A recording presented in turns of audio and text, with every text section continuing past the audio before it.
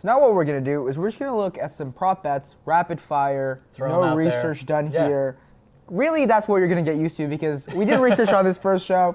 Who's to say what happens next? Okay. I feel like we're going to do better on these than the ones we actually went in depth with. Probably. Who will score the first touchdown? Now, Raheem Mostert is a plus 600, George Kittle is plus 850, and Matt Breida is plus 1100. Who do you think is going to score the first touchdown? This is specifically for the Niners? Nah, it's for anybody, bro. Oh, for anybody. Yeah. Well, if Crazy that they didn't have... If I had to bet, I'd have probably Tyreek Hill. He's plus 800. He's plus 800. That's a good bet then if you want that. That's a pretty good bet. I'd go Tyreek or Mostert. I think Mostert's become the by default lead back in that backfield.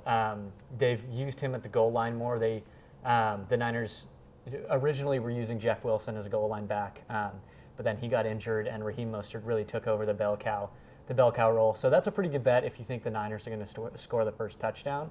If you think the Chiefs are, I think it's going to be Tyreek beats Richard Sherman or somebody over the top, and he's going to have 50, 60-yard touchdown. Crazy because Tyreek Hill's plus 800 and Travis Kelce's plus 750. So I guess they're assuming that the Niners win the toss somehow? Yeah. I don't even know how that works. So. But that's crazy. My money would be on Mostert or Tyreek. That's it. Yeah, I mean, plus 800, that's a good bet. Now for this one, Chris, we're going to need you to do a demonstration. Let's do it.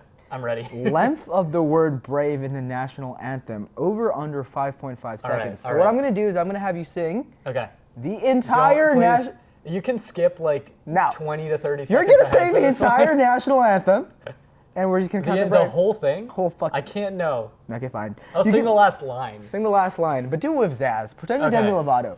Here's what I need to get in the headspace real quick. Okay, so here's what I'll tell you about Demi Lovato. She's filming something for Netflix called Eurovision. She just released a song that's like not a single, coming out in an album. She just gave us a tease, so that's what's going through your head. Pretend you're filming a movie. You just did a song. Oh man, I'm busy, dude. Oh, you're busy. But I also have a lot of money, so that's But you also have a lot of money. All right, let's go for the brave here, and I'll start counting. And the home Jesus. of the brave. 1, 2, 3, 4, 5, 6. Whoa! I got to 6, but that was because I was trying to get to 6. Well, I feel like they'd be trying. Okay. Over. Over is minus 185. So I guess they think it's going to go over. So they think it's going to go long. Yeah, and under 5.5 is plus 145. Okay. I'll go over. I like the under, though. No, actually, there's no way. Demi Lovato, that's quick. You know what you're doing. Demi Lovato, you know what you're doing. Yeah. Okay. Now let's look at how many passing yards will Patrick Mahomes have. Oh. Now this is obviously an interesting bet because it's going to really might decide who wins the Super Bowl. Right. And how much possession he has. That's true. Do the Niners play keep away? That's true. So it's actually pretty high, 350.5. That's the over-under. Yeah, that's pretty high. Dang, that is high. Over 350.5 is plus 210. Under 350.5 is minus 278. Now you're probably saying, well, they think it's going to go under. It's not really that high, but that's still a high number to go for. Mahomes, I think against the Titans, I want to say he had 440 somewhere in that range. Now there's a lot of factors to consider here. Niners pass rush is excellent and probably better than anything the Chiefs have faced in a while. Maybe up there with the Packers, who beat them in the middle of the season somewhere. I don't remember exactly what week that was. But you also have to consider the Tyreek Hill factor. The Niners cornerbacks, like we said, they're not the speediest. So if there's going to be long gains through the air, it's going to come to Tyreek Hill over the top.